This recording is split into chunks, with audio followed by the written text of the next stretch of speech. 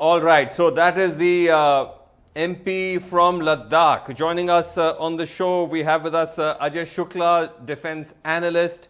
We also have with us KC Singh, distinguished former diplomat and strategic analyst, and also Lieutenant General Vinod Bhatia, retired Director General of Military Operations. Thank you all so much for being there. Ajay, let me just start by asking you what you are hearing from the ground, because yesterday you were hearing that some Indian soldiers had actually been taken hostage almost by the Chinese. So one thing that we're now hearing from the government is that no soldiers are missing, all are accounted for. How do you read that? I would like to read it as that the hostages that had been taken are released.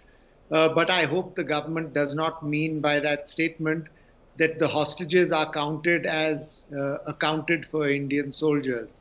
You could well be saying that there are 9 Indian soldiers in custody and those soldiers are accounted for.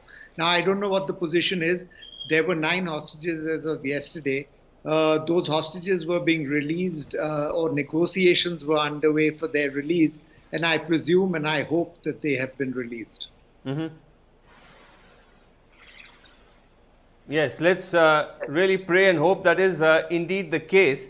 But as far as the situation on the ground is concerned, there does remain question marks about exactly what happened. And one of the questions, of course, is over this entire aspect of whether the soldiers were armed or not. We just played you the exchange between the foreign minister and Rahul Gandhi. Now, Ajay, the foreign minister saying that the soldiers, in fact, as per protocol, were armed, that they didn't go there unarmed.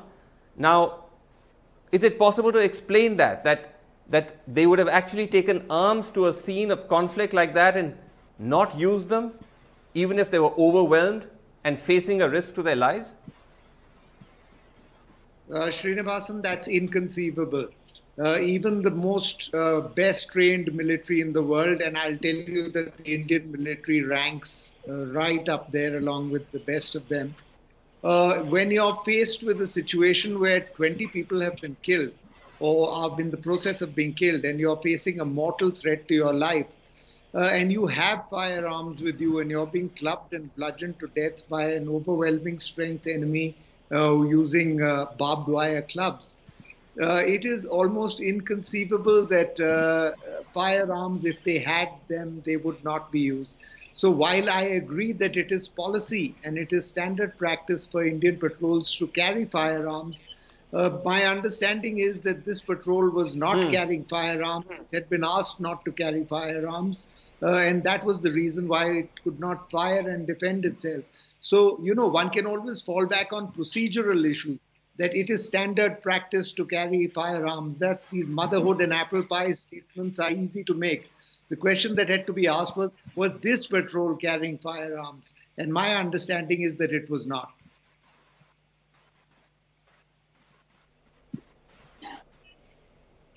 Okay. Lieutenant General Bhatia, what do you make of that?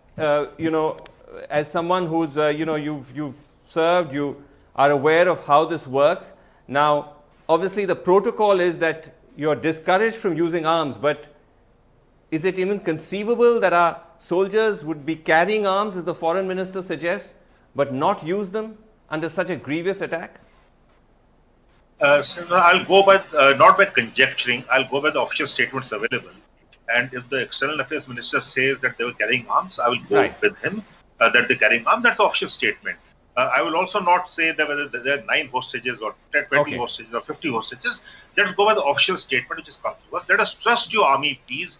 They have given a statement, the ADGP has given a statement of 20 of our Jawan, including commanding officer, having martyred, lost their lives. And all. Let's just go by that. And let us also understand that situation at around 4,500 to 5,000 meters, having served in highly number of tenures. Let me tell you, things don't seem so easy as anywhere else. There are a whole lot of difficulties. And if the orders are very categorical that when we go out, we carry arms. There's no denying that, and that I can assure you. These are the orders, and they were carrying arms. If that statement is there. Now, I will give you another angle to it. Despite the extreme provocation, if if the arms have not been used, let us understand the decision making of the leaders on the spot.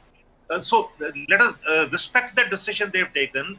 Maybe they thought that they're controlling the situation even better without arms. Possibly there are even casualties on the Chinese side. It's not a balance sheet I'm talking about. I'm not saying that. We've lost 20 and that is not replaceable.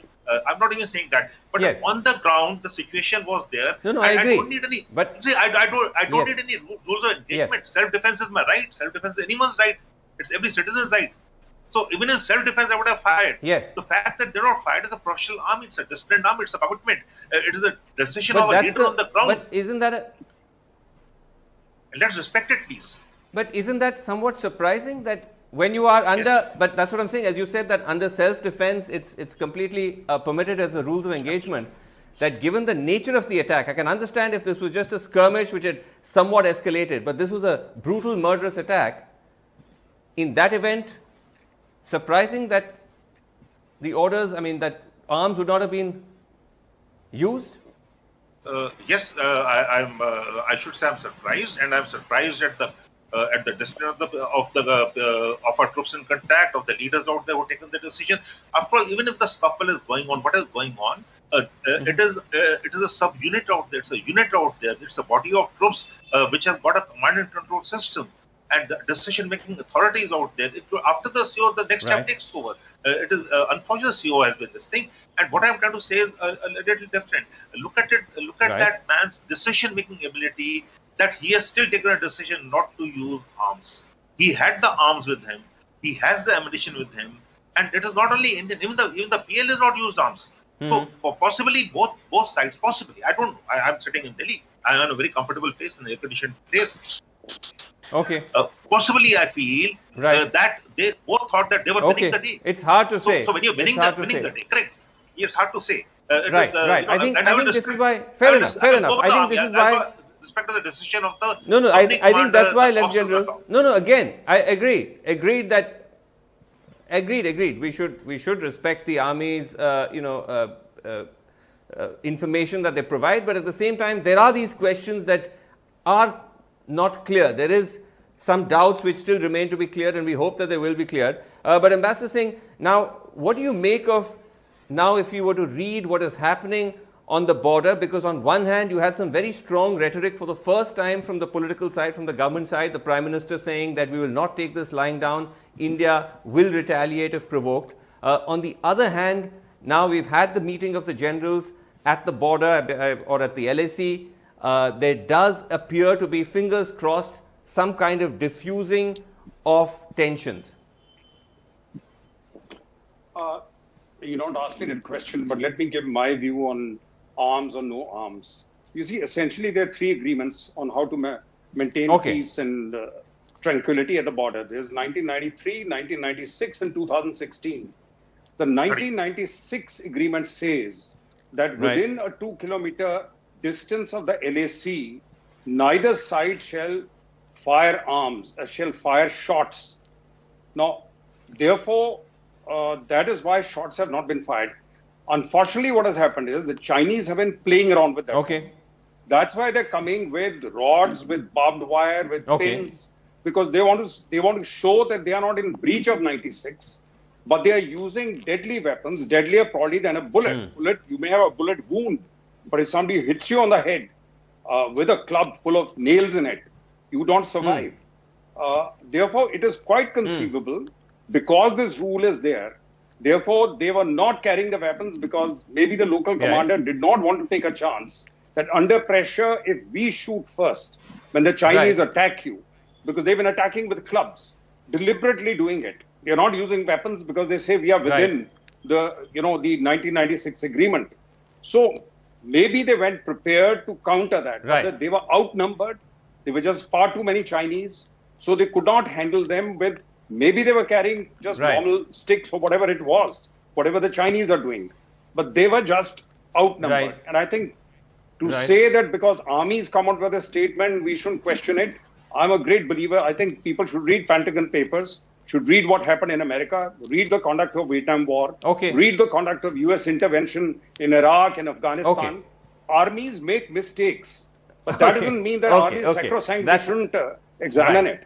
Now, coming to the current thing, I go by, I think, okay, the statement fair enough. Fair enough. There's a no, I'm coming now. The statement which MEA issued after External Affairs Minister has spoken to his counterpart. Yes. Now, the last line is very interesting because in the last line, last para, they are saying that they agreed that both sides will implement the disengagement understanding of June 6 sincerely. Now, if that is the message coming down from the top in China, because our argument is the June 6 understanding was that you will vacate this area. And the local PLA troops there not only did not vacate, but in large numbers turned around and attacked the very party which had gone to take possession, or whatever they were occupying. Now, is this correct? Yes. If this is in line with what you're saying, the generals are saying after the meeting, then maybe it can be resolved. Now, coming to Prime Minister, Prime Minister had to take that stand. Very simply, a right-wing, nationalist, populist Prime Minister, he had to take a stand. And unless he takes a stand, the Chinese don't get these strong political signal that these are the red lines. Now, for God's sake, you want to scrap? Okay, so the political signal had to be sent. Of course. Okay, let me just go across to Rigzin Spalbar. I believe we have him. He is a former chairman of the Ladakh Autonomous Council. He's joining us from Leh. Now, Rigzin Spalbar, we had you on last night as well. Now, the key thing to understand is that at the end of all this, do we have the land back, the land that the Chinese had encroached upon? What's the ground position? We just heard the Ladakh MP tell us that he seemed to indicate that we have ceded ground because he said, you know, of course we should get our territory back, but it's not going to be easy. What is the ground situation right now, despite these generals meeting and all of that? Have the Chinese vacated the land they've occupied? Are they still on it? What are you hearing? Not at all. They have not retreated at all. As I have been telling you, that they have been encroaching upon our land for the last so many years. But this time, the nature is of that, sir, that's so serious. Because strategically, the three areas, Galwan Valley, Hot Springs and Pangong Finger Cove, these are strategically very crucial, very important. It cannot be compared with previous intrusions and... No, but are you saying... I understand. But Rigzin, I just want to ask you, Mr. Rigzin, that yes, but if I know, but I'm trying to understand from you to just if you can tell our viewers in specific terms, are you saying that even in Galwan, they have not retreated at all? Neither in Galwan, nor in Hot Springs, nor at the Sangsong Lake? No, not Pangong. yet.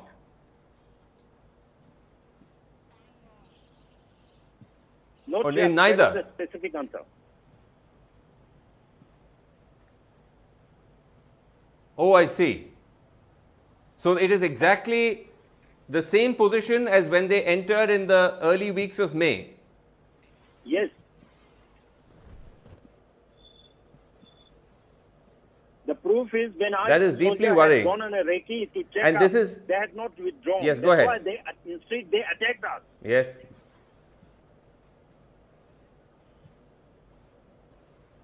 Now, okay. Srinivasan, and how? Yes, go ahead. If you give me some time, yes, go ahead. I will just dwell upon few very important issues, you know. In fact, I'm not a strategist, I'm not an expert as such, but I'm a Ladakhi, born in Ladakh. I know each and every corner of Ladakh. I have got the opportunity to tour around all these areas. I'm not going to take any side as such. I'm not going to look at from the prism of a political affiliation. What I'm going to speak is the truth, which is most important at this time of the time in our country. Okay. You know? Only blaming China will not help us. Okay. That is what we have been doing. Rhetorics will not help us. Okay. Now, if we want to ensure that this time and in future also, if China do not take us as a bully, they don't start fingering us, or if they don't intrude into our territory, we'll have to first look into our shortcomings, Yes. our weaknesses, which we have been seeing for the last so many years. Briefly, You were saying I'll that count them. you were saying that there I'll was a count problem with the patrolling.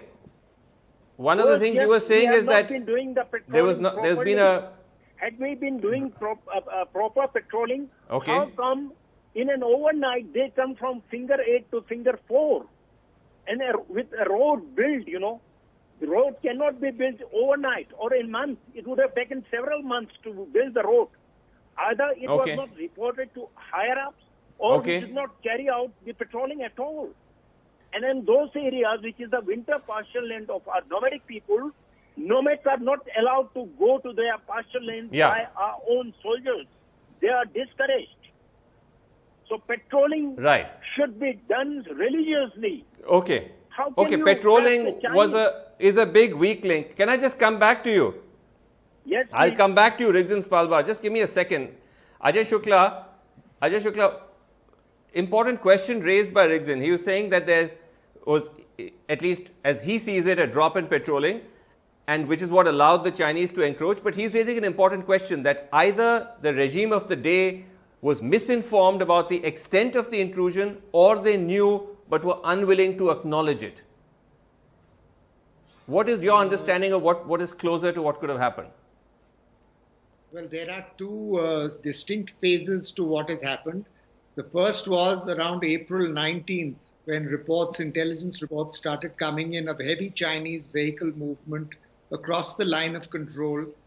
At that stage, everybody up and down the channel was informed, but it was decided and it was assessed by the Indian sort of decision makers, the military decision makers, that this was just a routine exercise that China was doing.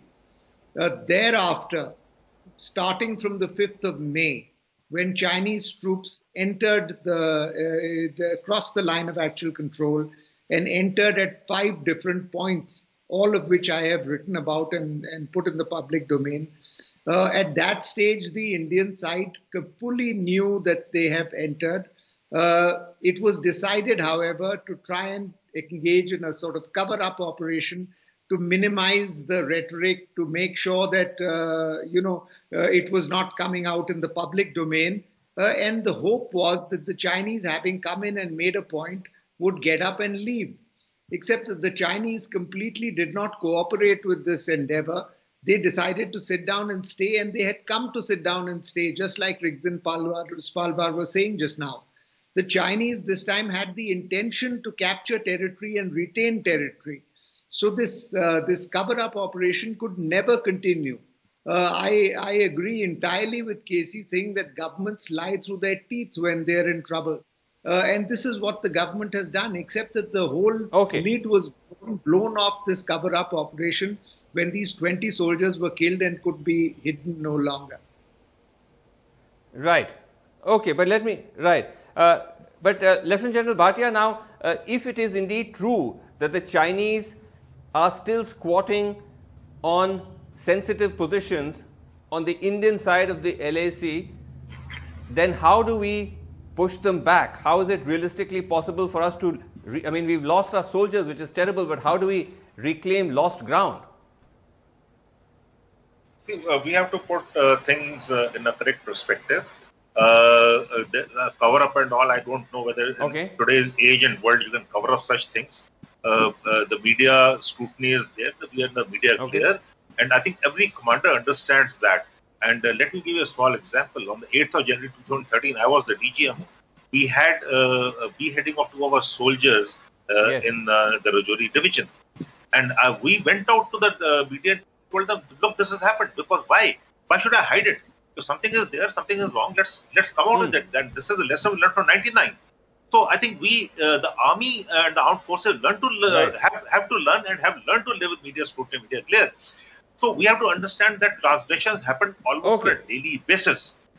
This has to be understood. This incursions are different. There are multiple. I agree with them totally. But to say that there was a cover-up, no. There was always an effort to limit it, to find a solution to it, to resolution it, and there are 93. There's agreement 93, 96. Okay, now if I could answer, and you abide with that.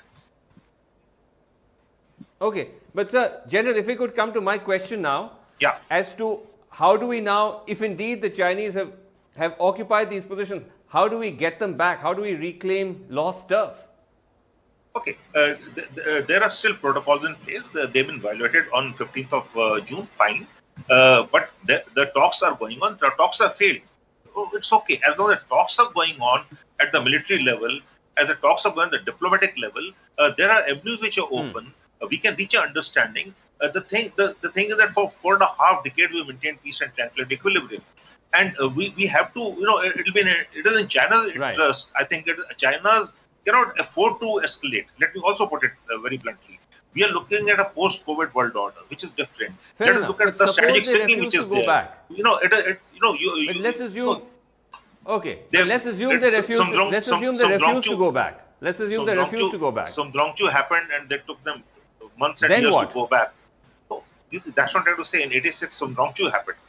And they went back after 6-7 months. Then they occupied this thing. So it takes time. It's a game of patience. Chinese are patient. We are sitting out there. We have no issues.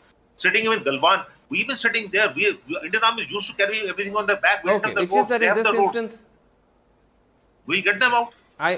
I agree, but in this case, it's we've lost 20 men. But anyway, Riggs and Spalbar, as we wrap up on the show, Riggs and Spalbar, how much of a concern is it for you, for the people of Ladakh? Because one argument could be that this is part and parcel of how the Chinese operate in that region. These are remote regions. They come, they go. Is there something about this particular time which is of greater concern? This time, it is very serious.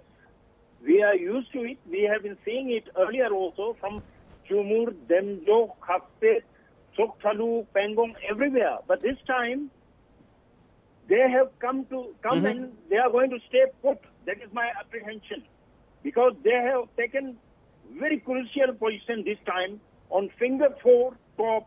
They can have a bird's eye view of the entire lake which is under our position. The entire lake which they never had earlier on. They can even have, look at the road opposite the Pangong Lake through which we go to Chushul and other areas. It is under their command now. Galwan Valley, the road which we are building to Dholapur Goldi, now it has become irrelevant with the Chinese sitting on the top. They can, pick us anytime, any moment. And from there, it is so important strategically. Worrying. And we will be having a major loss. It's a big loss. This cannot be compared with preceding incursions and intrusions. This is very, very serious. We are really very much concerned about it. Okay, this is your saying. Okay. That's why this time Ladakh has started speaking. Right. Okay, you're saying this is started bringing the truth out now. Right. Okay, that's interesting. That perhaps unlike in the past, Ladakhis are speaking out because they find that this particular Chinese aggression is unprecedented, and indeed it is, but we're completely out of time. We will, of course, continue to track this big story. Gentlemen, thank you so much for joining us on this special broadcast and for watching. Take a short break, come back with much more.